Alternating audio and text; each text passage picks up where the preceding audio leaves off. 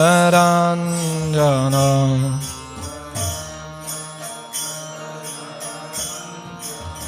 Yashodanandana Brajachanarandana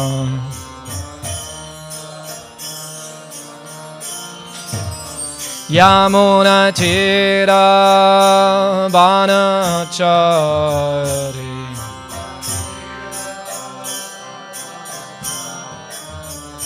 Yamunatira Banachari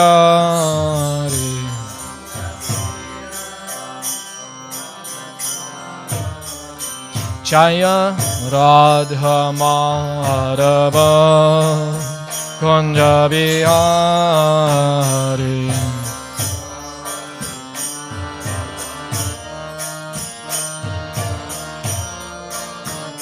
Jaya Radha Madhava Kunja Bihari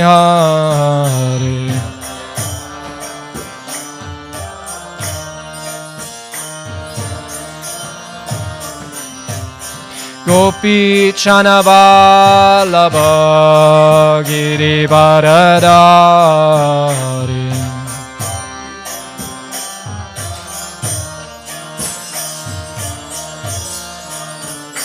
Jaya Gopi Chanavalabha Girivaradari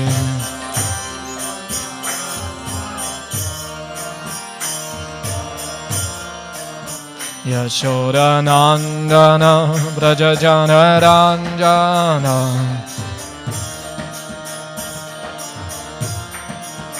Yashodanandana Brajajanaranjana Yamunatira Banachari Yamunatira Yamunatira Banachari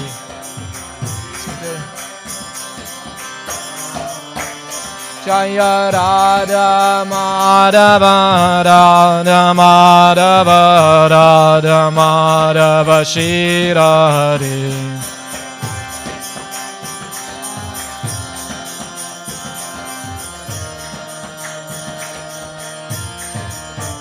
Jaya Radha Madhava Radha Madhava Radha Madhava Shirari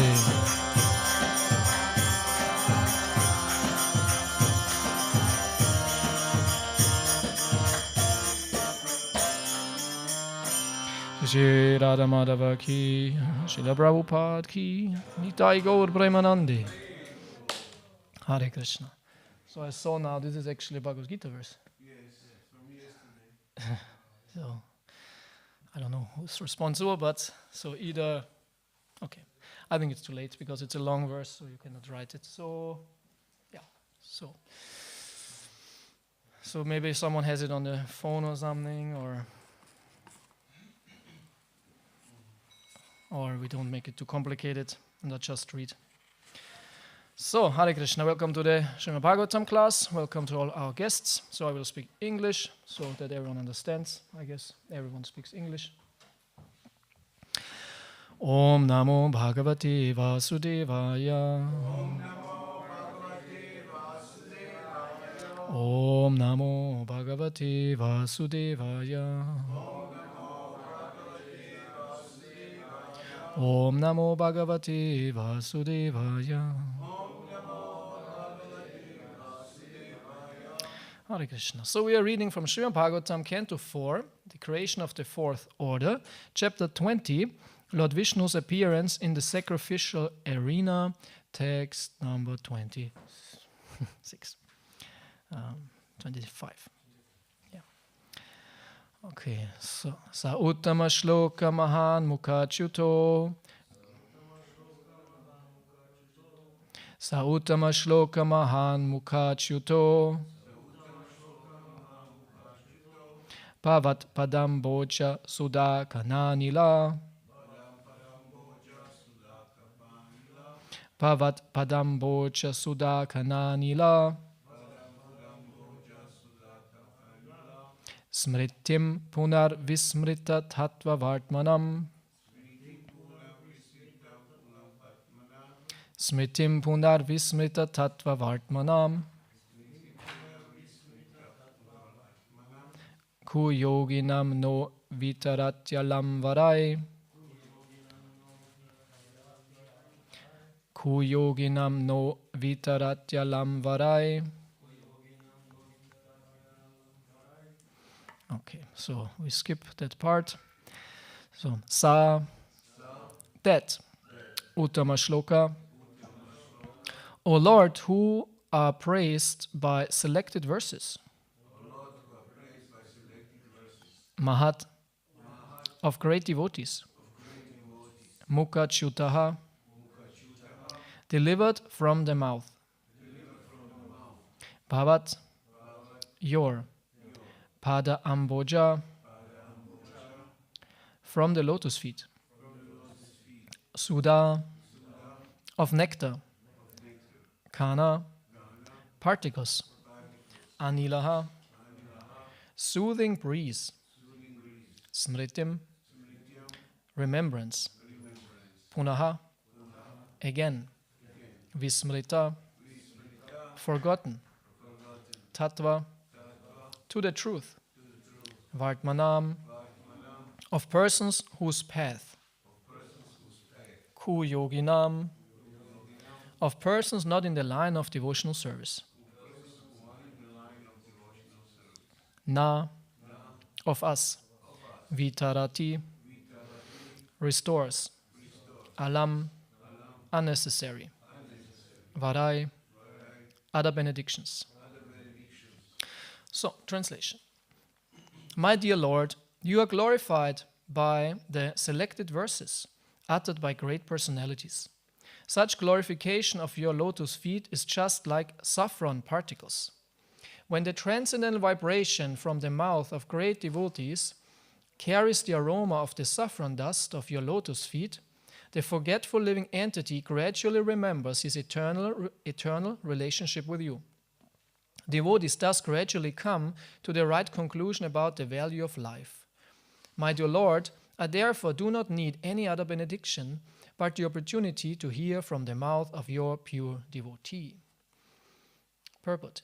It is explained in the previous verse that one has to hear glorification of the Lord from the mouth of a pure devotee. This is further explained here.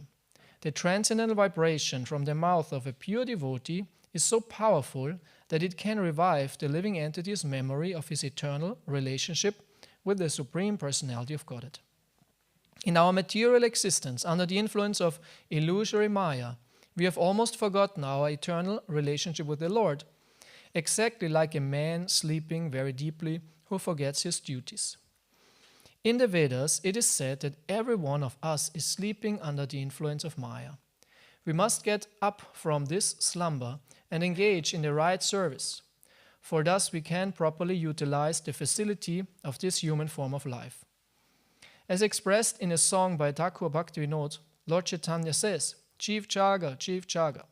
The Lord asks every sleeping living entity to get up and engage in devotional service, so that his mission in this human form of life may be fulfilled. This awakening voice comes through the mouth of a pure devotee. A pure devotee always engages in the service of the Lord, taking shelter of his lotus feet, and therefore he has a direct connection with the saffron mercy particles that are strewn over the lotus feet of the Lord. Although when a pure devotee speaks, the articulation of his voice may resemble the sound of this material sky, the voice is spiritually very powerful because it touches the particles of saffron dust on the lotus feet of the Lord. As soon as a sleeping living entity hears the powerful voice emanating from the mouth of a pure devotee, he immediately remembers his eternal relationship with the Lord, although up until that moment he had forgotten everything.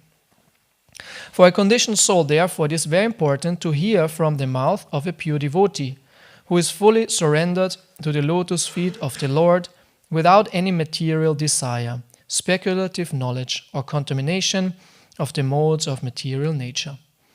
Every one of us is ku-yogi because we have engaged in the service of this material world, forgetting our eternal relationship with the Lord as His eternal loving servants. It is our duty to rise from the Ku-yoga platform to become Su-yogis, perfect mystics.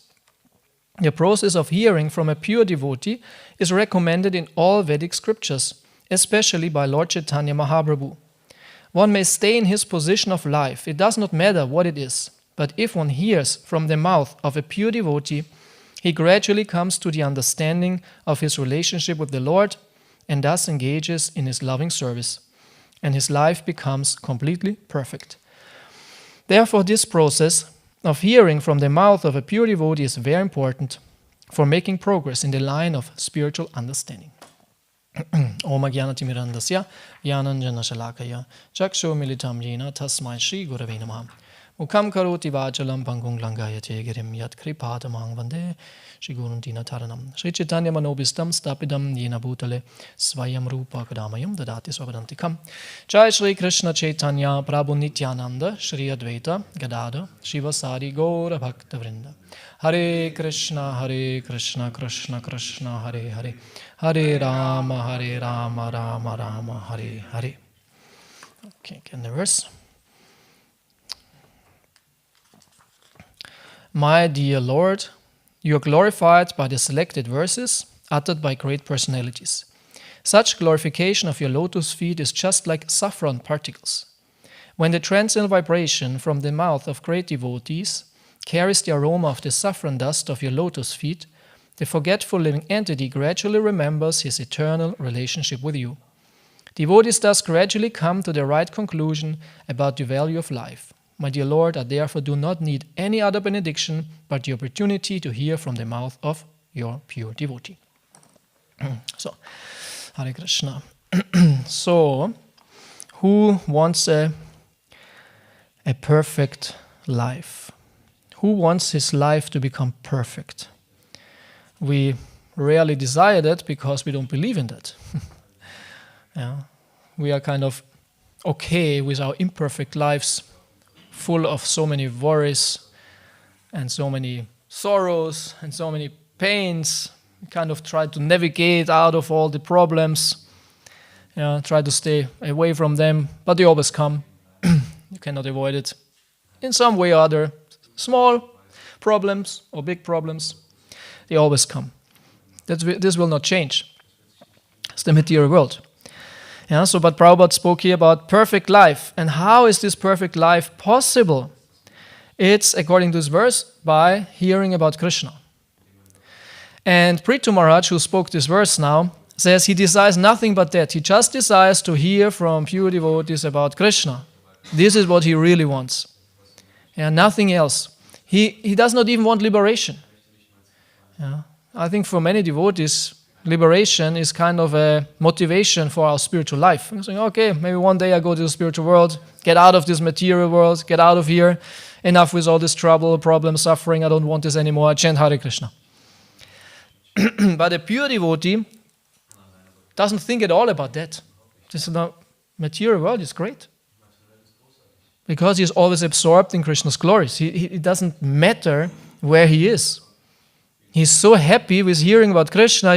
He says, I don't need liberation. He has he achieved a way higher goal. And Mahaprabhu also says this, life after life, I can be in the material world, there's no problem. But the main thing is I want to be engaged in the devotional service. So devotional service is so powerful that we can even overcome any desire for liberation. There is no perception of suffering anymore. And even if there is some suffering, it's so slight, it's not so important. So it shows the power of Krishna consciousness, and as spoken here, through the descriptions of a pure devotee. This was here the point, that when we hear from pure devotees about Krishna, this is so wonderful that we come to this realization that liberation is not important. What to speak of material benedictions. And there are so many material things where we are still attracted. Every one of us knows, okay, I'm not a pure devotee because I still think this is nice. Right? Everyone is kind of, realistic about. I'm not a pure devotee because I can see I'm still attracted to material things. No, if there's a wonderful, beautiful, nice car driving by, I don't ignore it. It's not like, I don't know, something on four wheels, but sometimes we are attracted. Oh, this is a very beautiful car. Or is there some other nice, attractive things in this material world? Whatever, yeah? So many. Yeah, everyone has his favorites. Everyone has his favorite car. Yeah. So we can see I'm not a pure devotee. I'm still attracted to material things in a positive way, but I'm also attracted to material things in a negative way, things I don't like. Raga dvesha, vimukta istu. I said raga dvesha, a devotee is free from also dvesha, hate. There's nothing to hate anymore. When there's a ugly car driving by, he says, oh God, this is such an ugly car, my God. And Trabant, or I don't know what, Oh God, how can you drive such a car? No, it's all the same. Or if there's some personal problem, or some like political thing. Even devotees sometimes are affected by political things, Suddenly they hate the other group or the other party or this or that. Oh my God, it's so terrible. What's to hate there, Or whatever, in personal things and relationships. So there is also no negative things anymore. No hate, no fear. Yeah. So, but the main thing is that we hear here that we can come to this through hearing about Krishna. I think everyone knows that. It's very simple. But it's the quality of hearing. It's the quality of the speaker, yes, but it's also the quality of the listener. There can be the most powerful speaker and the devotee falls asleep. Yeah, so there must be a lot of qualification on the hearer's point of view. Even Srila Prabhupada was preaching to thousands of people. It's not that everyone went there and touched his lotus feet and I surrender and what shall I do? So many even spoke against Prabhupada. Yeah, so it needs also qualification on the side of the hearer. So we want to become so qualified that we can purely hear, that we learn the art of hearing. This is very important.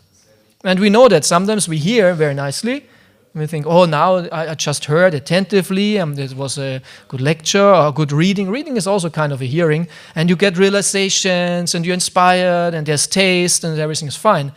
And sometimes the opposite is the case. We're not interested, the mind goes here or there, we even fall asleep. Right? Sometimes it happens also. So we want this pure hearing, this wonderful, attentive, interested hearing. A hearing when you hear or read and you say, wow, it's so interesting, it's so inspiring, it's so satisfying, I want to hear more and this and that, and so many inspirations come up. Yeah. So hearing about Krishna can be so powerful, as the sages in Naimisharanya say, that we never fall asleep, we never become tired when hearing about Krishna. In this verse, we never become tired. They stuck to the words of Sutta Goswami. They were like, tell us more, tell us more. And Shukadev Goswami also, when he spoke, Parikshit was always asking questions. When there was even a slight break, like some topic was finished, then Shukadeva Goswami immediately asked, tell me more, don't stop. Your words are like nectar, flowing from your lips, entering my ear. It's like nectar, pure nectar. That's quite something. It's quite something. Parikshit was so absorbed. That's why he's the authority for hearing. He's the authority for hearing. 7 days was hearing.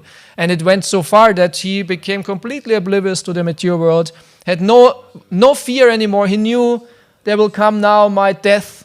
Death personified will come. He will kill me. It's the end of my life, as predicted, as the curse manifested. And he was no problem. Yeah, there's this verse where in the Bhagavatam it said, let whatever magical being appear, I don't mind anymore. I am Krishna conscious. Whatever comes will come. I don't mind. And for devotees also, sometimes it comes like this in very heavy situations. You know it, the death is coming, the end is coming. Like I think one of the best recent examples is His Holiness Kadambakana Maharaj. He accepted it completely. He said, I accept, death will come now. And he was so ill, there was no solution anymore, and he didn't want to fight it anymore. He said, let it come. I will just chant Hare Krishna, just hear about Krishna, let it come. I don't worry. I don't mind. I completely depend on Krishna. Don't depend on any treatment, medicine, whatever. No, I only depend on Krishna. That's surrendered. When you really throw your arms up in the air and say, Krishna, I give up. I don't fight anymore. I don't try anything anymore. I just surrender. I just hear about your glories. I just hear your holy name. Glorious. It's so glorious. Yeah.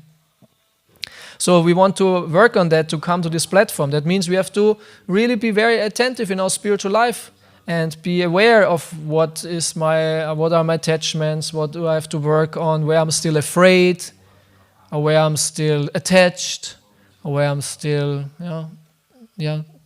in some way distracted from Krishna.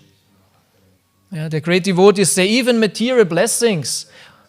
Everyone would be very, very happy if one day your phone rings. I don't know, maybe you have a nice ringtone. Not or Hare Krishna. And you say, oh yeah, hello. And then they call, yeah, hello, I'm a lawyer. And I can tell you that there was a very distant aunt of yours. I don't have an aunt, I did not know. Yeah, we found out in your family lineage you are the only one of her family, and she was very, very rich, but unfortunately she died now. And he said, oh, really, she died? Oh, this poor lady. You don't even know her. I don't know. Yes. And you're the only inheritor. You will inherit now 25 million euros. Oh, really? Wow. How do you feel, Wow. And the devotee will say, I'm completely distracted now from Krishna. I was peacefully chanting Hare Krishna, and suddenly comes this terrible news. Leave me alone. Hare Krishna, Krishna Krishna. No time for such nonsense, material, temporary thing, Hare Krishna. And you keep on chanting Hare Krishna, absorbed. Or you chant Hare Krishna.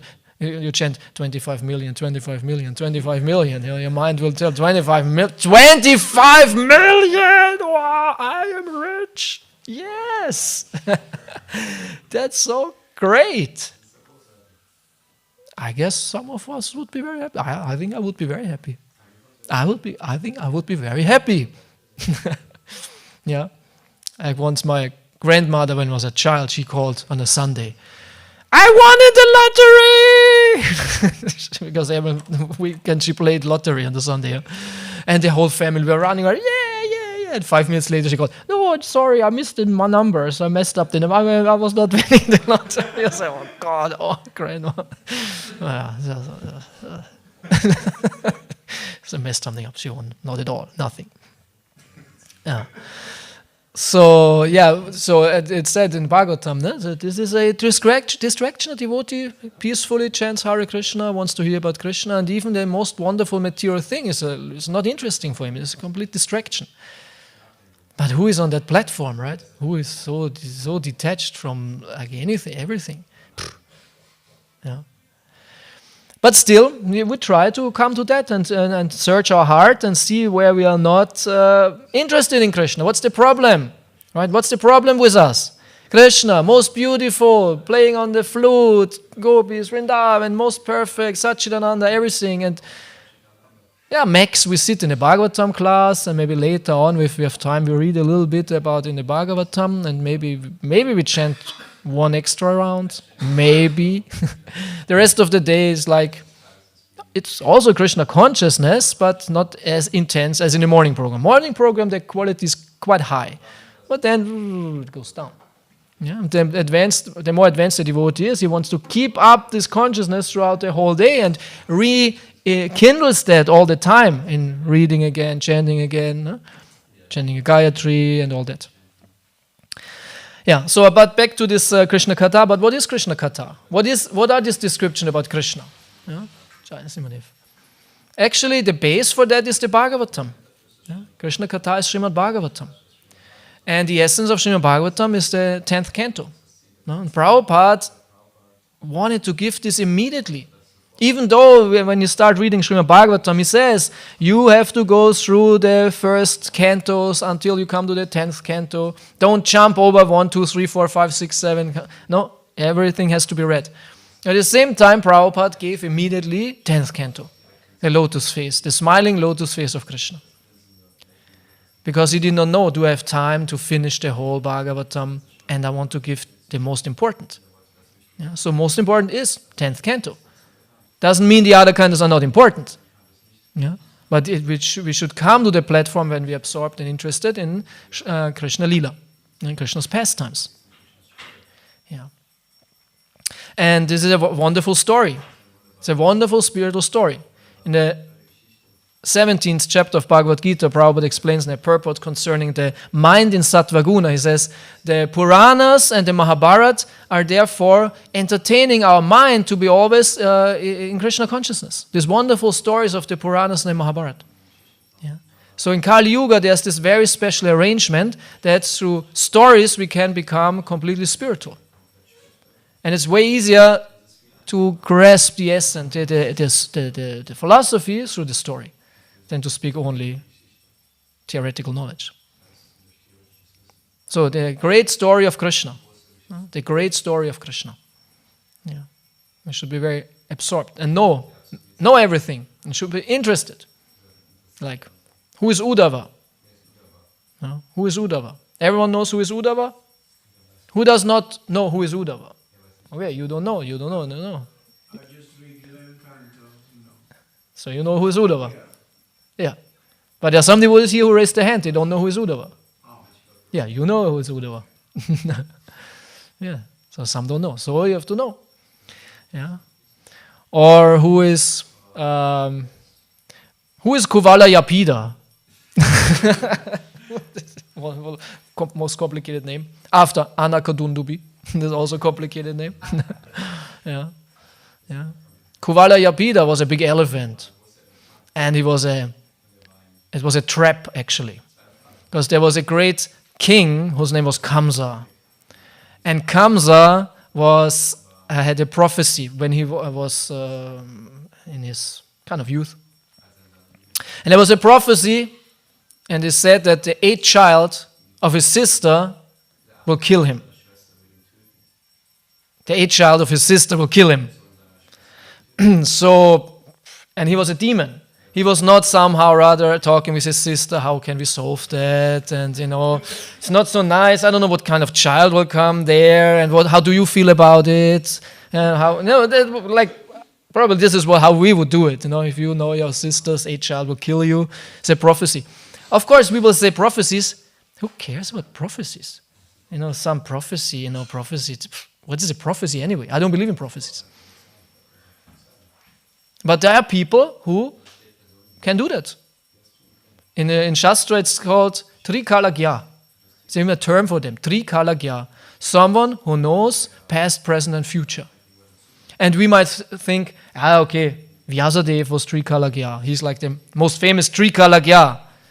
But there are so many people who have this power. Actually, in the 11th canto, as you mentioned, 11th canto, there's a description of the mystic powers, right? You know the description of mystic powers. There are 8 main mystic powers, called Ashta Siddhis, the 8 big mystic powers. And then there are 10 it's called secondary mystic powers. They are not so important. They are not so great. The 8 ones, they are like really great. There you can manifest the whole planet. There's a new planet in your sun system. And you put it that it's not colliding with another one, Smash out the others, Oops, Mars is gone. Can manifest a planet. This is one of the Ashta Siddhis. Or you can levitate. Doesn't sound so powerful in comparison to make a planet appear, but also said it's called Lagima Siddhi. You can become very light and you can fly. Who would not like to fly? Everyone likes to fly. Okay, maybe also advanced devotees, you don't like that. But I regularly dream about flying. Maybe some of you know that. Yeah? Everyone dreamt of flying? You dreamt of flying? Only half. Okay, how is it when you dream about flying? I think it's the coolest thing ever. It's so real. And sometimes it works better and sometimes not so good. Sometimes you can really use it and you understand how it works in the dream. You know that you can control it by your mind. and you fly wherever you like. And then sometimes it's like you're not completely in it, and it doesn't work so well. And then you kind of float a bit, and it doesn't work again. How was it working? It's a mystic power. It's a mystic power in the dream. Yeah. But it's called Lagima Siddhi. Yeah, it's a Lagima Siddhi. People can levitate or fly even. So Ashta Siddhis, there are 8 great ones. Yeah. Become very small. One is become very small. Also interesting. I think there's a superhero called Ant-Man. He can do that. Huh? And become very big and all that. So, but then there are 10 secondary mystic powers, and one of them is to see the future. To see the future, to understand what will happen. Right? And throughout the ages, there were so many people who had that vision. They have this. We say in German, you call it Hellsehen. Clairvoyance. In English, clairvoyance is actually the same. Hellsehen, to see it clearly. Right? To see it brightly. And they have this mystic vision. They can look in, and like when we remember something, they can remember things. It's just like they think about something and they know what will happen in future. When we remember, as also said in this verse, Vismriti or Smriti, you remember something what happened. And they have the same ability just to see what will happen. As you remember something what happened, like yesterday or day before, and some are more, have a better Smriti and some less. No? Prabhu says in Bhagavad Gita that sometimes you have to think what happened yesterday, what was it, You recognize this also already, that you forget things? You say, my God, how can I forget that? I don't know what... It's powerful. No? The Vismriti is very powerful. Do not understand. Anyway, so they can remember, they can see things what will happen. And you see it clearly. Imagine. And there are so many people like this, even nowadays. But one of the more famous examples from this area, he was living in Freilassing. This is like south of Munich. His name was Alois Irlmaier. Someone heard about Alois Irlmaier? You heard about him. Yeah, he lived until, I think, 1956. And he was a super simple guy living in a hut or something in Freilassing. And he had this power. He could see the future. And there's so many people still alive who knew him and tell stories how he could do that, or what he did. And one of the more important things he did, that after the World War, all the women, they went to him and asked, is my husband coming back? Because, and he knew it, and he said he was always right. One girl, she was small, and she had a friend. She was kind of in the youth, and she had a friend in Munich, and she wanted to go there and become a dancer and travel all the world. And he said to her, no, du wirst eine Bäuerin, you will become a farm lady and have 4 children. And she said, no way, I want to get out of here. No, it happened. She became a farm lady, 4 children, and later he was right, My life turned out, 6 children, actually, 6 children. Yeah. He was, and it's funny because you think, this is like a mystic power and someone has to be very pure and all that. But he was smoking, was just a regular Bavarian guy and had this thing, Sometimes, and he was not so rich, and some other person comes and he asked him, do you have some nice cigarettes? And the guy says, no, I don't have. And he said, no, you have. No, I don't have. No, you have.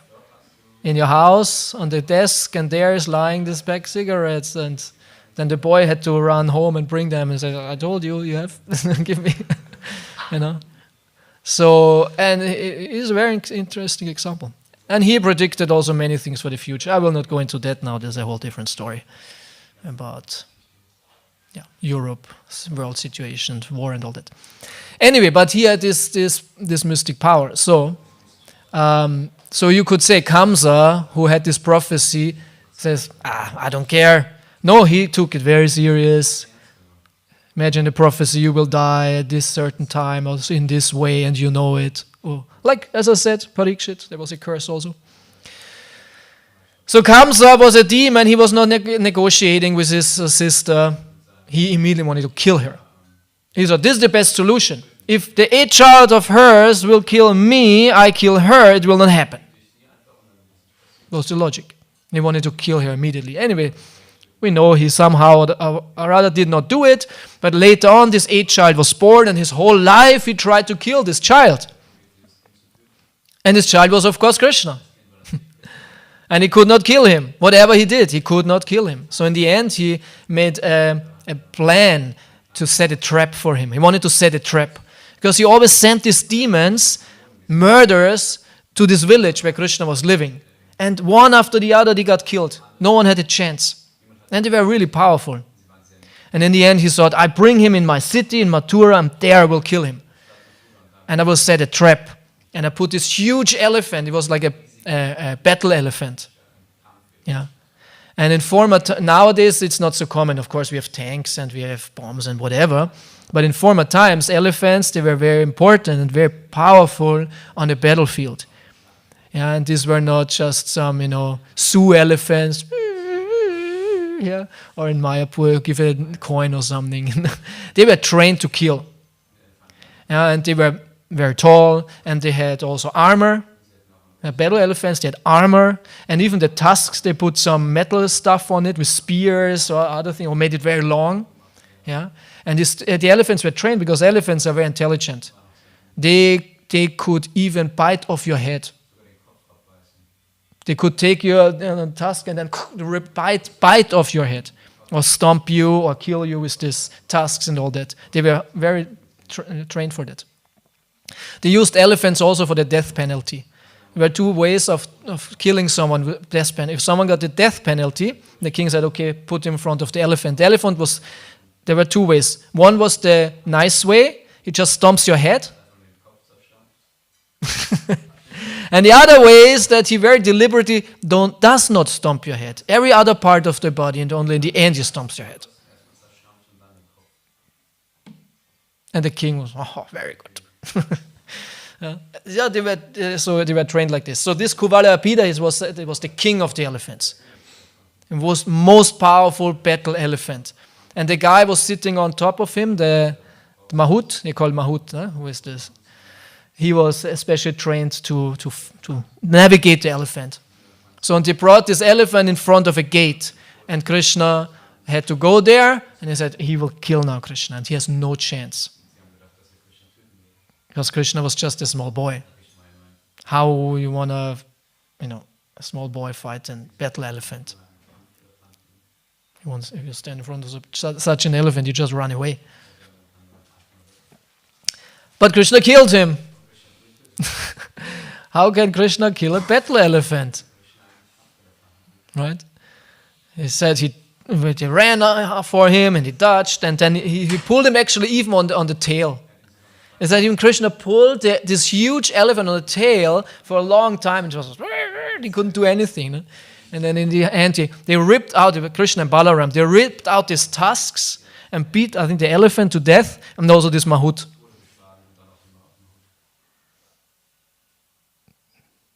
Easy, huh? Easy. And if you would watch that, would see that would be amazing to see how Krishna killed this elephant. My God.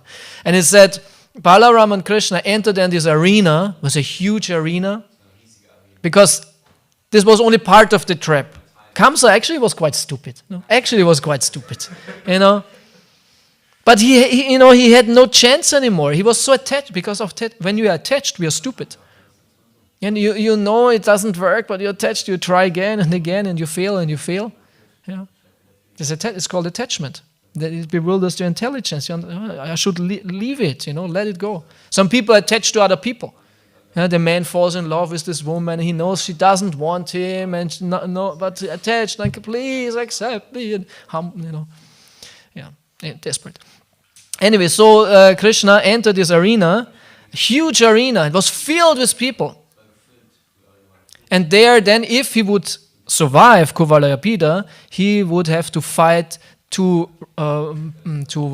wrestlers, Mushtika and Chanura. And they were the best wrestlers. Have you ever seen wrestling, this American worldwide, WWE or something? Have you seen this wrestling before? Some of you saw this? Yeah. These guys are quite big, They are They're big. In the TV, they don't look so big, but I'm not tall. So if I would stand next to them, oh my God, and I have to fight this guy, my God, I would be quite afraid. Quite afraid. They are huge, 2 meter, 220 or something, full with muscle, fight. They can really crush your head with one hand. They could do it. Yeah, they could do that. So, and Mushtika and Chanura, they were like way more powerful than the Undertaker. Or the Hulk Hogan. Rest in peace. He died recently. You know Hulk Hogan? He was the most famous in the 80s and 90s. Huh? You also know Hulk Hogan? Even you know Hulk Hogan. Hulk Hogan. So anyway, so Krishna went inside, and Krishna and Balaram had the tusks of this elephant on their shoulders. Because they ripped out his tusks and they had him on their shoulders. And they went inside, and they were small boys. How old was Krishna? How old were they? 6, 7, 8? They looked like 13, 14, but when you calculate, they were actually not so old. It said Krishna looked older than he was. Yeah, so he was not so old. He was maybe 10 years old. So 10-year-old boy, beautiful, and with these tusks, and walk majestically and courageous in this arena. And he said he had drips of blood everywhere because of the elephant. And he said it looked very beautiful. You think it's...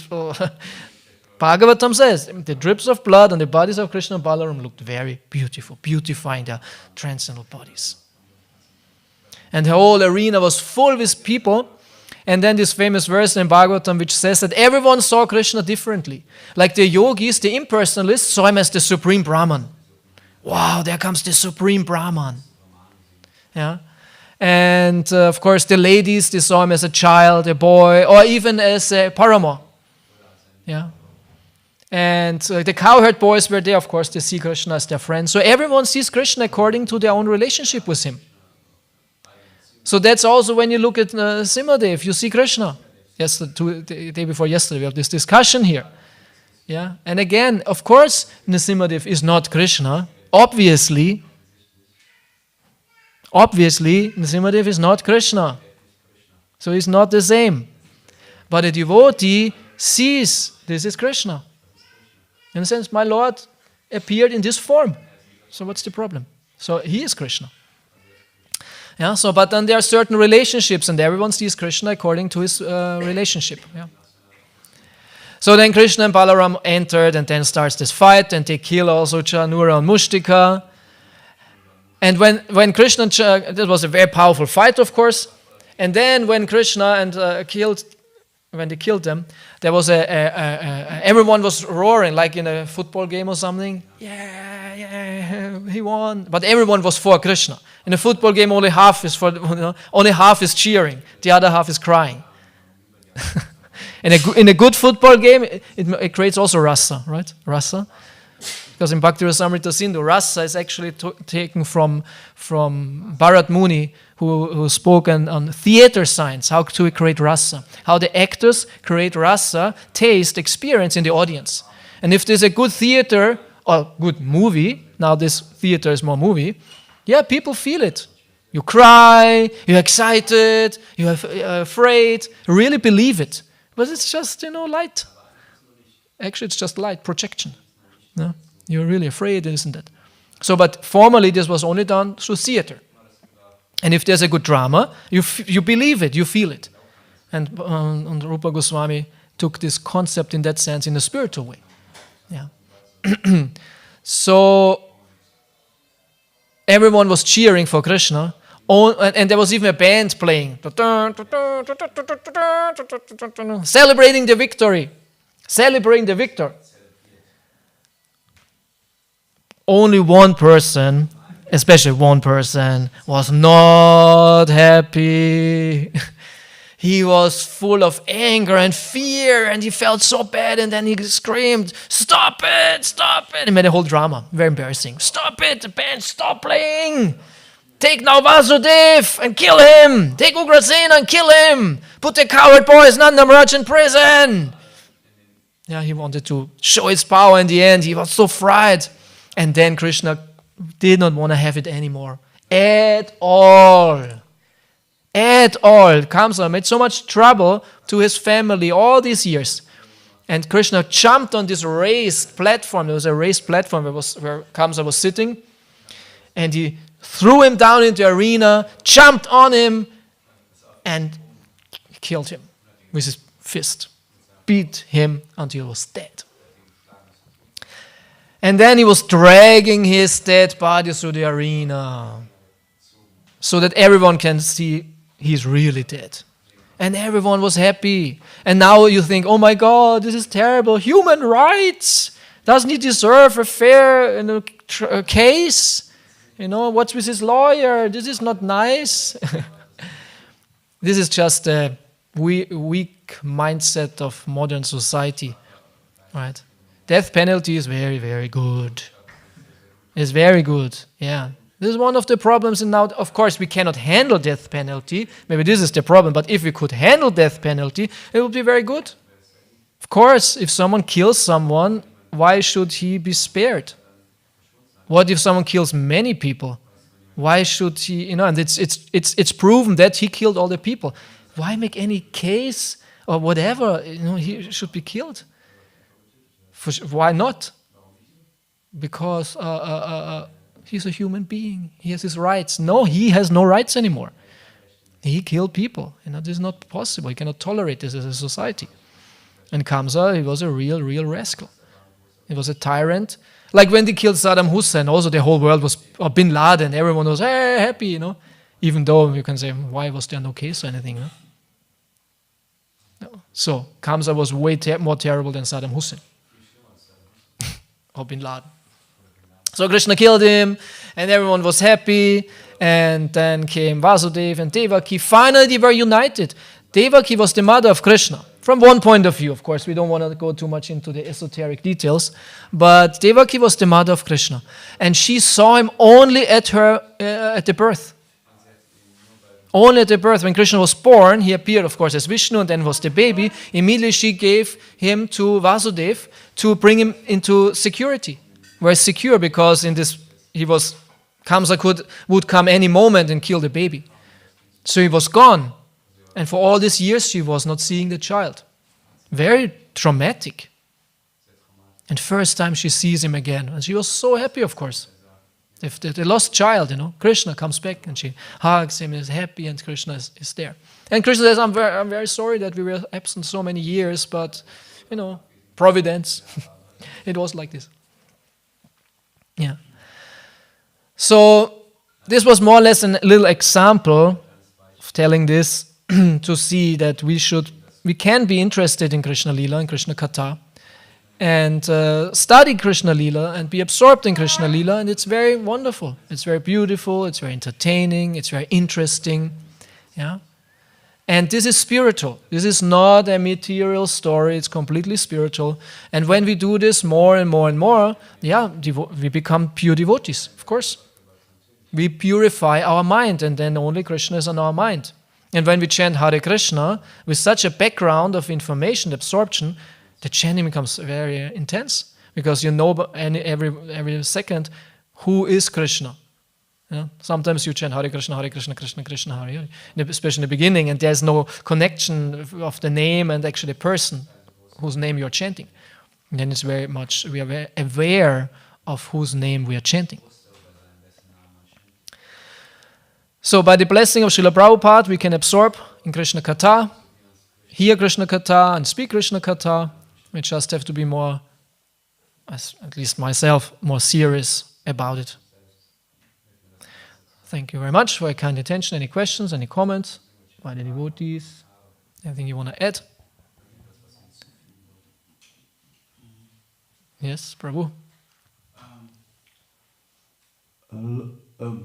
Bhagavad Gita is described that we should look gold and stone like the same thing, like the same matter. How? Anyway, so how to attain this vision? Good question. from one point of view, of course, we should not be attached. Let's say to money now, no? Money. No, gold is money. Of course, we shouldn't be attached. And so if we bring it in a very practical situation, money, not be attached to money, Prabhupada said, give donations. I think this is very, very practical. And all of us who have money, who earn money, and know how sticky money is. It sticks. You don't want to give it away. You don't want to give your money away. It's very nice to have. And to give it away without anything getting back, it's not nice. Yeah, so normally we like to give it away when we get something. If you exchange it for a nice gadget or car or house or phone, whatever. So, okay, no problem to give it away. But to give it away and you get nothing, it's not easy. But when we do it as grihastas, and we do it regularly, we see, it's actually very good for me because it shows me detachment and Krishna is satisfied by it. I become less attached to it. It's used for a nice purpose. It's actually for Krishna. Actually it's Lakshmi Devi. Actually, I don't deserve it anyway. Actually, Prabhupada says, keep only as much as you need. Don't make a huge pile of gold or money. So, most practical thing is to give donations for Krishna. And maybe we go a step further and understand I earn money actually for Krishna. It's not I earn money for myself and I give something, either some percentage or according to how much I earn or something. No, actually I'm working for Krishna. Actually this money is all for Krishna. And of course I need something for my survival, more or less, and family, especially children. And of course the child sometimes needs a toy or sometimes you need a holiday or this and that. Yeah, but actually I'm working for Krishna. And this is what Krishna explains in the 12th chapter of Bhagavad Gita. There's a difference between just giving donations or understanding actually I work for Krishna. Yeah. So the money is for Krishna, the work is for Krishna. I see myself way more as a servant of the Lord. So this is especially for grihastas important. And those who are renounced, who don't have money actually, they should not be attached. A sannyasi should not be attached to his money. Of course, he needs also money for traveling, this and that, but he should not be attached at all. Brahmachari also. So they don't have this worry, not so much, definitely. And for them, it's easier to see it as just a temporary thing. And then is the spiritual vision. Prabhupada showed, no, I'm attached to money. Prabhupada was attached to money because he wanted to do so many nice things for Krishna. So, but this is very pure. He was it never stuck on him, on the false ego, something, a little bit for me. Okay, I built this nice temple. I got now millions by my disciples. A big temple we built, but there will be a nice carport for me and a nice Tesla waiting and a little bit for me. Prabhupada was doing everything for Krishna. So, if someone is doing everything for Krishna, he can be attached to anything because this means attachment to Krishna. So, but for us, I think, grihastas should give donations. Prabhupada even said 50%, if we can afford it. So that's a little answer to that. Yes,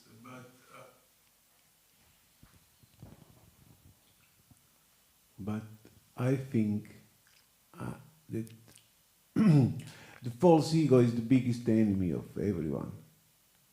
So, okay, this is my vision. When I'm attached, the false ego grow up, and it is difficult to control the mind, control the senses, and so on and so on.